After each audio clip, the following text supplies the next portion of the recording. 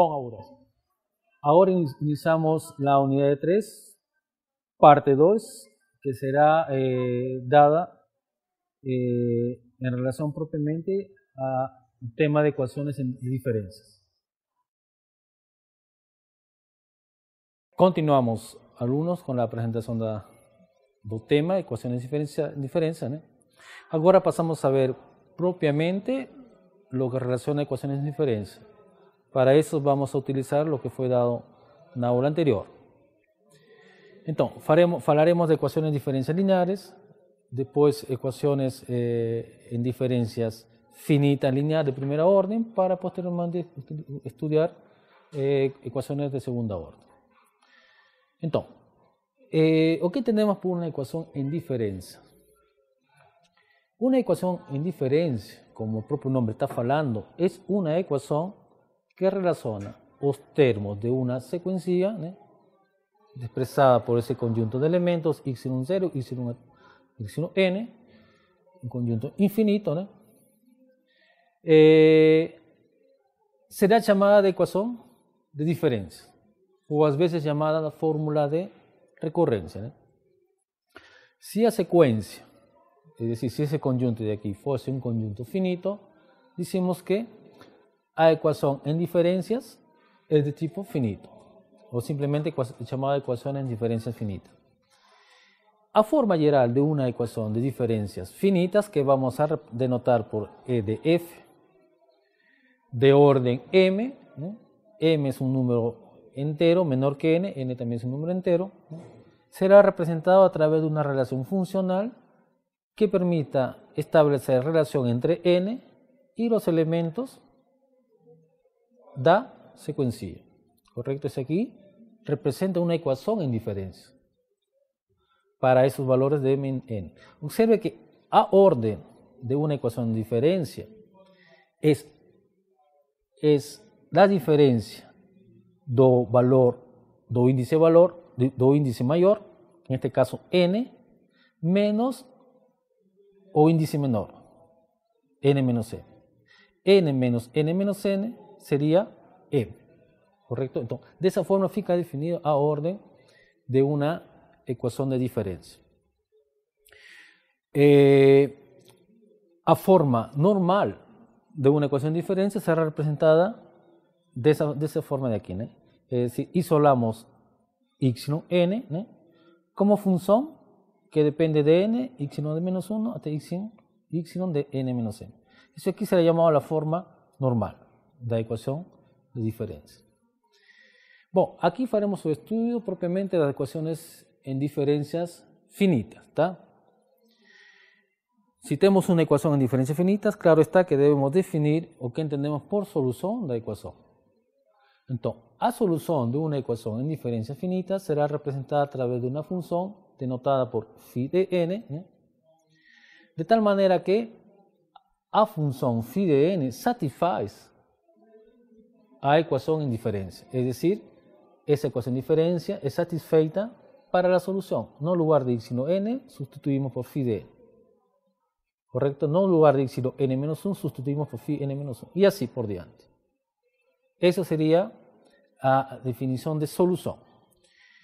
Es decir, una solución de una ecuación de diferencias finitas es una expresión que fornece o valor de una variable en un estágio n, en función de n y dos m valores o estagios anteriores.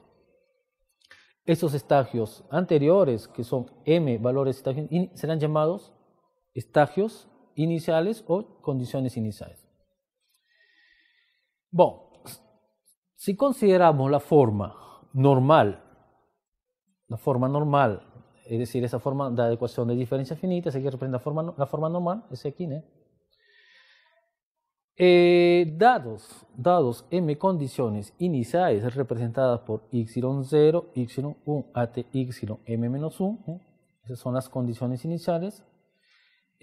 Podemos definir y(m) a través de una relación funcional entre m y los valores anteriores a y(m), es decir, y(m-1), AT epsilon 0. Como esos valores de aquí son conocidos, entonces quiere decir que epsilon m será también conocido. Así también podemos encontrar epsilon m más 1 como valor obtenido en relación a los estadios anteriores. De forma análoga para el otro valor epsilon m más 2, ¿eh? Y en forma general podemos obtener una secuencia, ¿eh? Una secuencia formada de esos elementos epsilon 0, epsilon m más 1 y AT epsilon m más 2. Es decir, está formando un proceso, ¿eh? Un proceso que va a ser llamado proceso de iteración, ¿correcto? Entonces, para cada f, ¿eh? Dado por esta expresión, él va a fornecer el valor de epsilon m, ¿correcto?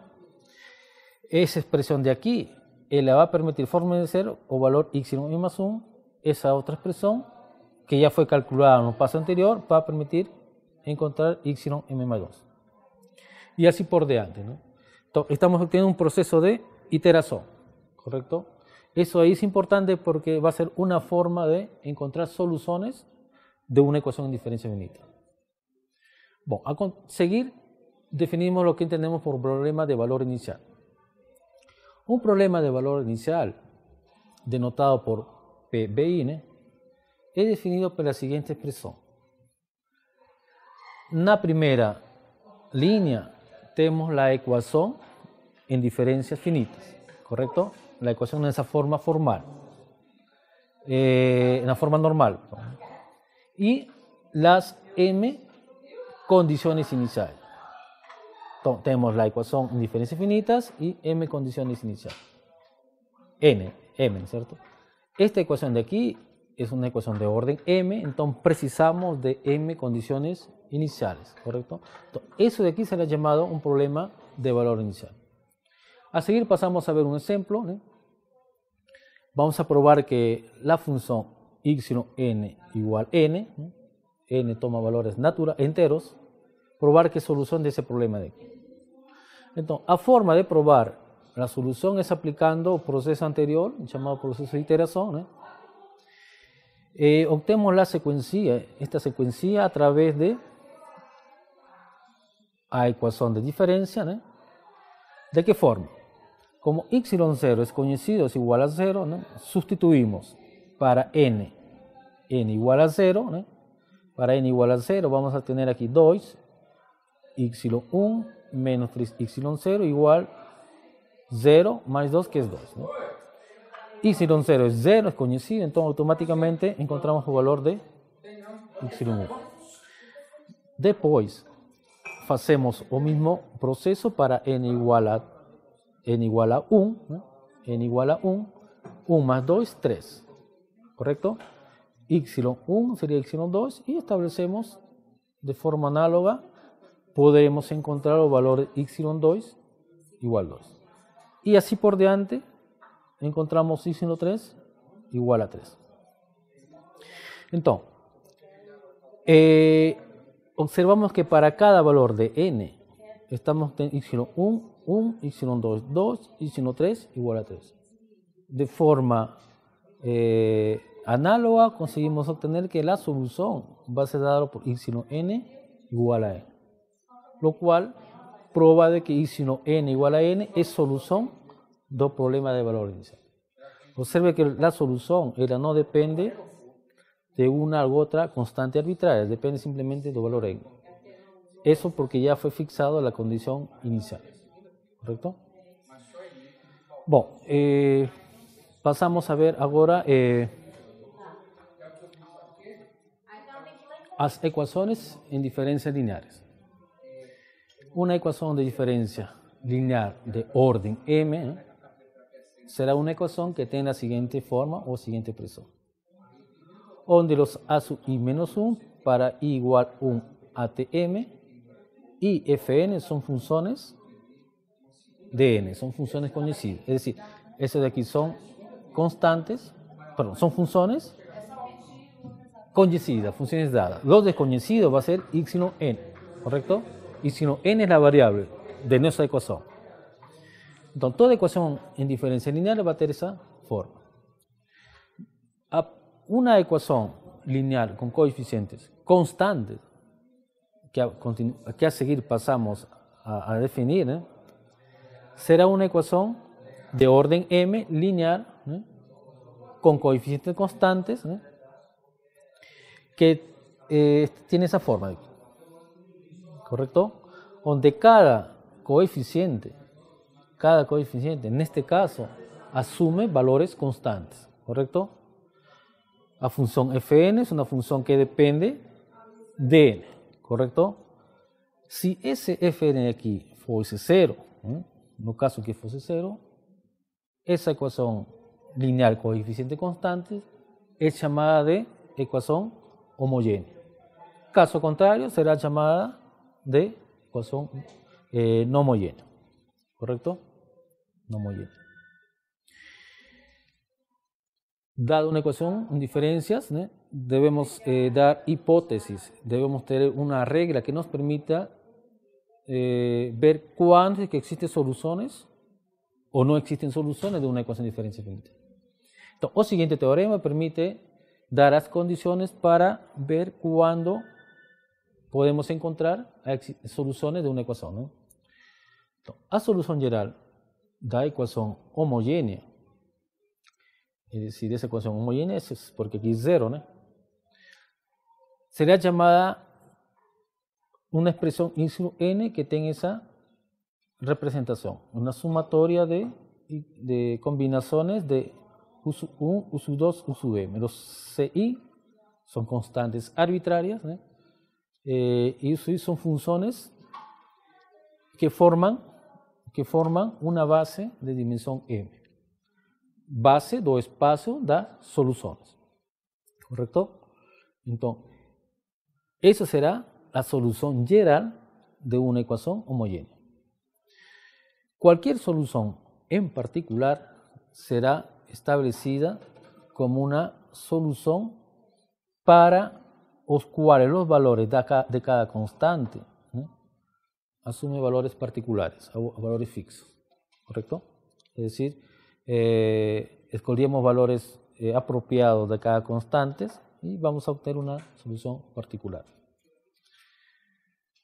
Vamos a tener los siguientes ejemplos de carácter conta, ¿no? Hacer cuantos cálculos para ver cómo solucionamos una ecuación diferencial, ¿no? Tenemos la siguiente ecuación diferencial de tipo homogénea, ¿no? Probar que la solución es dada a través de esa expresión. Bueno, para eso vamos a aplicar el teorema anterior, ¿no? Debemos probar que el conjunto, ese teorema, ¿no?, debemos probar que el conjunto es un conjunto linealmente independiente, es una base, ¿no?, y son soluciones, ¿correcto?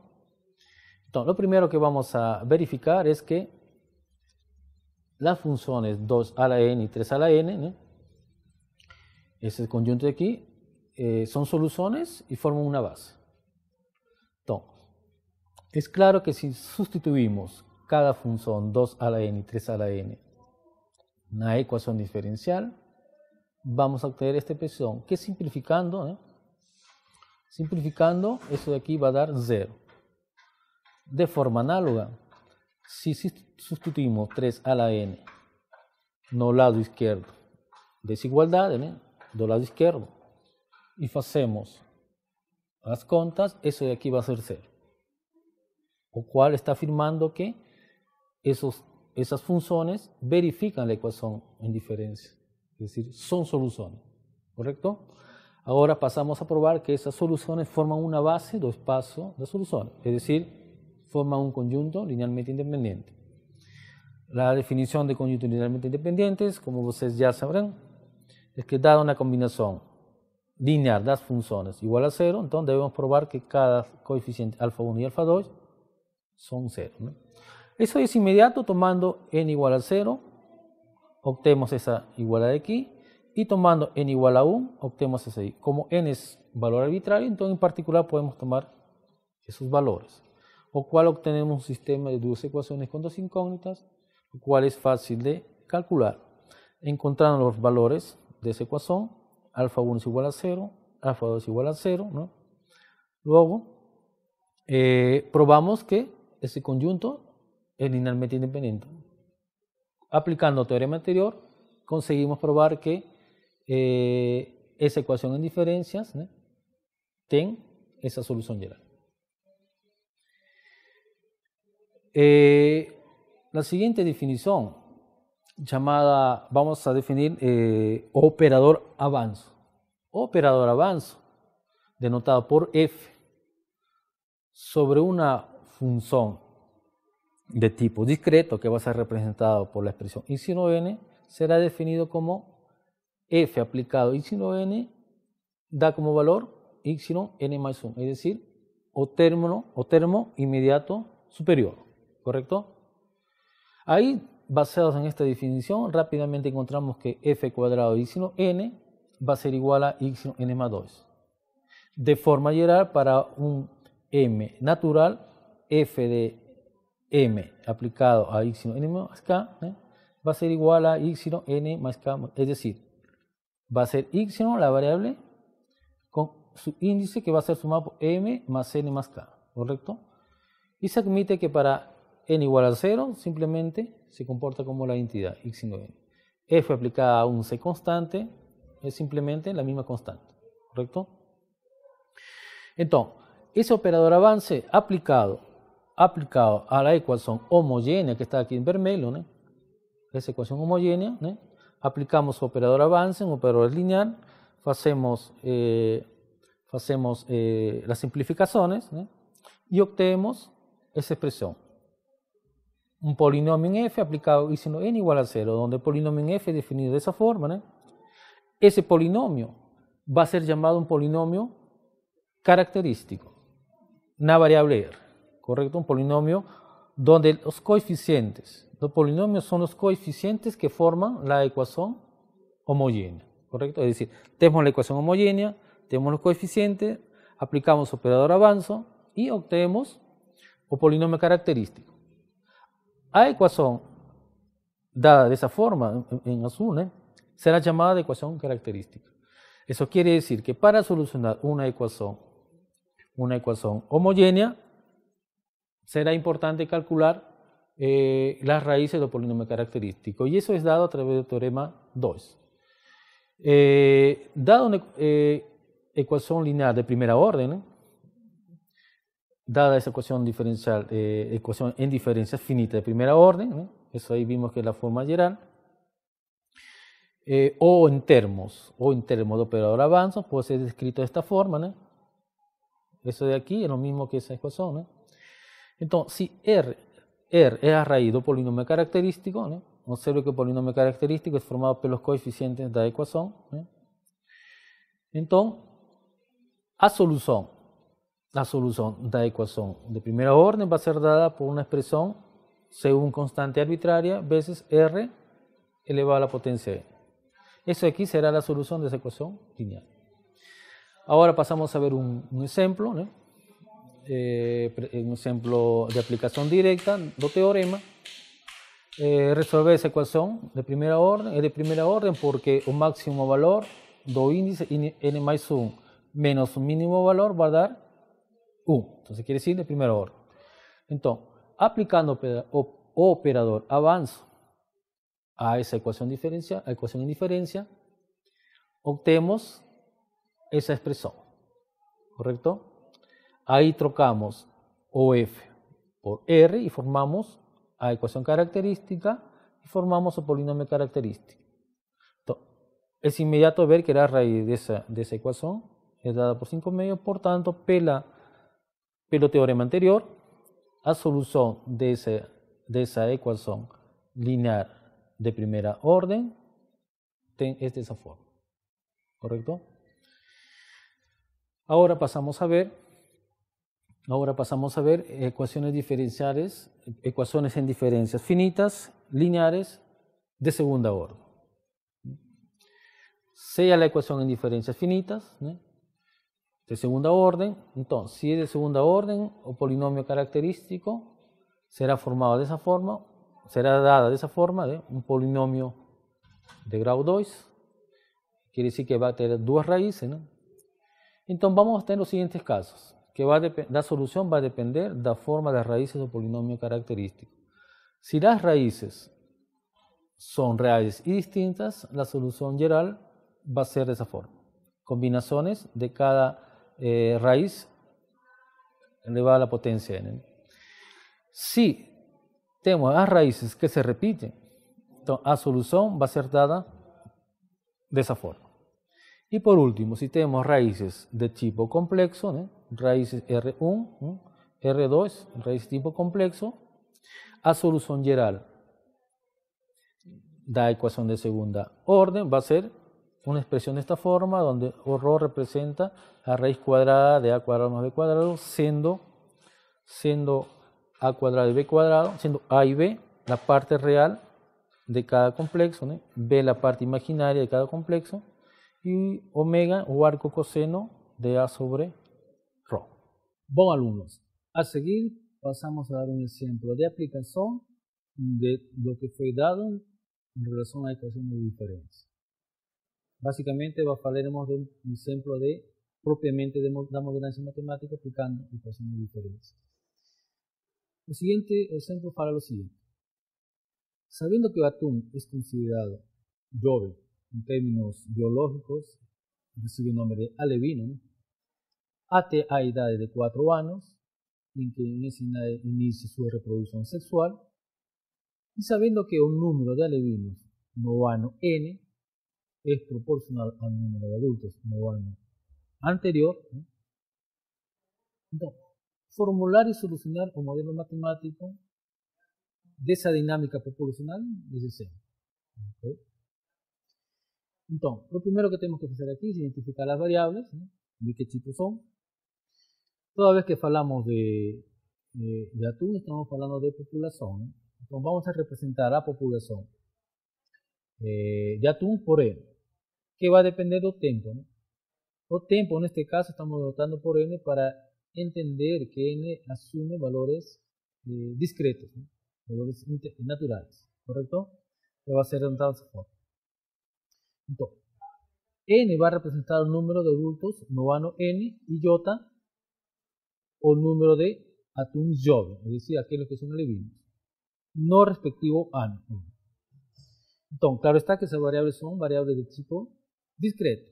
Entonces, vamos a interpretar ese problema a través de una ecuación en diferencias finitas, ¿verdad? Entonces, como hipótesis de simplificación, vamos a suponer, ¿no? Claro está que estamos dentro de la modela, entonces vamos a dar a la siguiente hipótesis de simplificación. Suponemos que el factor de proporcionalidad de K, que está hablando aquí, ¿no? Proporcional. Entonces, vamos a suponer que ese factor de proporcionalidad que va a ser representado por K sea constante. Es decir, ella no mude a medida que el tiempo está pasando, ella siempre va a ser constante. ¿Ah? Esa es nuestra hipótesis de simplificación. Entonces, lo que está escrito de azul, en términos matemáticos, va a ser escrito de esta forma, ¿no? El número de alevinos, ¿no? De atunes alevinos es proporcional al número de adultos novano n-1. Por x sino n, vamos a representar el número de atunes novano n. Es decir, atunes jóvenes junto con los atunes adultos serán el total de atunes. Eso quiere decir que x sino n será igual a un número de adultos, ¿no? Más un número de jóvenes. ¿Correcto? Entonces ya formulamos una primera relación dada por la ecuación 14. Observen 13 y 14 que después vamos a utilizar. Entonces, considerando, aquí dejaré claro lo siguiente, ¿no? Que o atún es considerado joven, ¿no? Antes de los 4 años, ¿no? Antes de los 4 años, de pasados los 4 años, o atún pasa a ser considerado adulto. Entonces, vamos a tomar como intervalo de tiempo cada 2 años, ¿correcto? Cada 2 años va a representar una unidad de tiempo. Es decir, tenemos tiempo inicial, pasan 2 años, esos 2 años es considerado como una unidad de tiempo. Pasa otros 2 años, tenemos otra unidad de tiempo, es decir, 2 unidades de tiempo. Es decir, sería de 2 en 2, ¿correcto? Entonces, iniciamos el proceso iterativo, ¿no? no inicio n igual a 0. En n igual a 0 vamos a tener una cantidad inicial de n0 adultos. Y claro está que J0 alevinos, porque los alevinos ainda no son adultos, ¿correcto? Entonces coincide n0 con Y0. En total vamos a obtener, no tiempo n igual a 0, vamos a tener una cantidad de n0 átomos. ¿Claro? Ahí pasan otros 2 años, es decir, para n igual a 1, estamos considerando unidad de tiempo cada 2 años, ¿no? Pasado 2 años para n igual a 1, ainda continuará con n0 adultos, es decir, n igual a 1, vamos a tener n0 adultos y J1 alevino, ¿está claro? J1 alevino. En total va a ser n0, ¿no? Los adultos más los alevinos. Eso va a ser la cantidad de átomos en n igual a 1. Ahí pasamos a n igual a 2. Ya en n igual a 2, los átomos jóvenes, ellos se convirtieron en adultos. Es decir, aumenta la cantidad de átomos, ¿correcto? Entonces, transcurrido 4 años, la cantidad de Y1 alevinos anteriores ahora son adultos y se reproduce. Luego habrá N2, que sería N2, ¿no? N0 más KN0, que eso de aquí, pero anterior es igual a Y1. N2 adultos y J2 alevinos, ¿correcto? J2 alevinos, que en total serán N0 más 2K N0 átomos. Eso de aquí, novano N igual a 2. Y así por delante podemos dar para un valor N general, ¿eh? Para cualquier A, no, N, nos vamos a tener N mayúscula, N minúscula, adulto, ¿no? Lo anterior, y JN, KN-1, alevino. Eso ahí por dado de problema. En total van a sumar, Y1N va a sumar N sub N-1 más J N-1 más K N-1. Es decir, no tiempo N a cantidad de átomos va a ser dado a través de esta suma técnica. Entonces estamos obteniendo un método iterativo para conseguir obtener X1N. Es decir, podemos ver que la fórmula de recurrencia para un número de átomos adultos será dado por esa expresión, ¿no? A partir de un n mayor o igual que 2. Ahí hacemos una sustitución. Como por dado tenemos que X1N es igual a esa suma de aquí, entonces eso implica que X1N va a ser igual a ¿qué? X1N menos JN, que sería X1N menos 1. ¿Correcto? Que va a ser esa expresión de aquí. Para n mayor o igual que 3. Que eso de aquí, trocando o n, ella puede ser representada para n mayor o igual que 2 en forma equivalente a través de esa expresión. Es decir, eso de aquí es lo mismo que 3, que 17. La ecuación 16 es lo mismo 17, solo que escrita de esta forma. ¿Ya? La misma cosa. Ahí acrecentamos las condiciones iniciales. Ya formamos la ecuación en diferencia, ¿no? Precisamos de condiciones iniciales. Las condiciones iniciales, en este caso, van a ser dos condiciones iniciales. ¿Por qué? Porque vemos a orden. ¿Cuál es la orden de esa ecuación diferencial? O mayor subíndice va a ser n, o menor subíndice va a ser n-2. Pasemos a la diferencia con n menos n-2, a orden de esa ecuación va a ser 2. Eso quiere decir que precisamos de dos condiciones iniciales para poder encontrar la solución. Una de ellas va a ser Y0, que representa la cantidad de datos no tiempo inicial, ¿no? Que es dado por N0, ¿no? Y la cantidad de átomos novano n igual a 1, que es representada por esta expresión, ¿Qué es nesse zero? ¿No? Es claro, porque no tiempo inicial para n igual a 0, a quantidade de átomos, ¿no? La cantidad de átomos va a coincidir con la cantidad de átomos no van, puesto que ainda los alevinos no se reprodujeron, ¿no? Para que los alevinos se reproduzcan tienen que pasar 4 años, más aquí pasaron simplemente 2 años. De 0 a y1 han pasado 2 años. Entonces, van a coincidir la cantidad de átomos, ¿no? En el 0 va a ser igual a y1 y a y0. Es decir, obtenemos la ecuación de indiferencia, que es esta de aquí, ¿no? Junto con las condiciones iniciales. y0 es igual a y1 igual a cantidad de átomos inicial. Eso de aquí es un problema de valor inicial. El siguiente paso es solucionar el problema de valor inicial. A ecuación 18, el problema de valor inicial 18 es a modelagem matemática do problema. El siguiente paso es solucionar el problema, ¿no? Aplicando la teoría de ecuación de indiferencia. Para eso vamos a suponer que K es un factor de proporcionalidad desconocido. Vamos a suponer que sea igual a 2. Ese pues, no necesariamente puede ser cualquier otro valor. Simplemente queremos encontrar la solución explícita del problema. Y para eso debemos fixar un K. ¿Tá? Entonces, vamos a suponer que K es igual a 2. La ecuación característica será dada de esa forma. Las raíces son raíces reales y diferentes, pero teorema 2 anterior, la solución general, ¿no? La solución general va a ser la siguiente. y1n igual a combinaciones de las funciones 2 a la n y menos 1 a la n. ¿Quién es menos 1? La raíz, ¿no? ¿Correcto? Cada raíz elevada a la potencia n, multiplicada por constantes.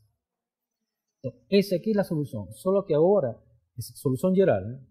No nos precisamos la solución particular, es decir, debemos encontrar los valores de C1 y los valores de C2. ¿Cómo encontramos esos valores? Utilizando las condiciones iniciales. ¿Podemos voltar atrás, por favor? Aquí. y0 representa ¿qué? Representa y avaliado en tiempo igual a 0 y y1 representa y avaliado igual a 1. Entonces, voltamos, por favor. Eso quiere decir que sustituyendo las condiciones iniciales en esa ecuación de aquí, para la primera condición inicial tenemos esa ecuación, para la otra condición inicial tenemos otra ecuación, y la verdad es un sistema de dos ecuaciones con dos incógnitas. Las incógnitas son C1 y C2. Solucionando esos sistemas encontramos C1 y C2 y rápidamente sustituimos aquí. Sustituimos la solución general y encontraremos la solución particular. Entonces, ese aquí representa el número de átomos en cualquier ano n. Bom, alunos, espero que essa aula de hoje tenha sido muito aproveitada para vocês. Claro está que a medida que estamos pasando as aulas, os temas se tornam um pouquinho mais, digamos assim, complicados, então requiere maior tempo, maior esforço de parte de vocês para um melhor entendimento da disciplina. Muito obrigado, e aqui será até a próxima.